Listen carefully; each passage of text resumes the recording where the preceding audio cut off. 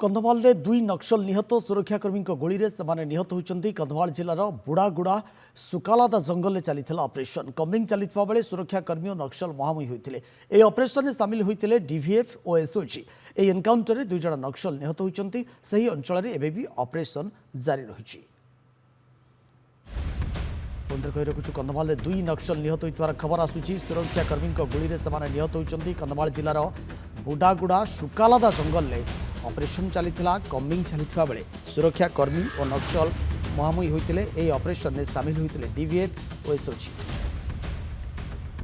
विप्रचरण साहू बालीगुड़ा प्रतिनिधि आम सहित जोड़ी होती ए संपर्क में अधिक तथ्य विप्रचरण कौन रही बर्तमान सुधा अपडेट आपण पाखे देखो जदि कहवा गत किसी दिन मध्य जदि कहवा बालीगुड़ा अंचल में माओवादी कार्यकलाप किसी परिलक्षित होनुला कि बर्तमान समय जहाँ देखा जाऊँगी धीरे धीरे माओ संगठन संगठन वृद्धि करने जहाँ प्रचेषा जारी रखिंट आम कहीपर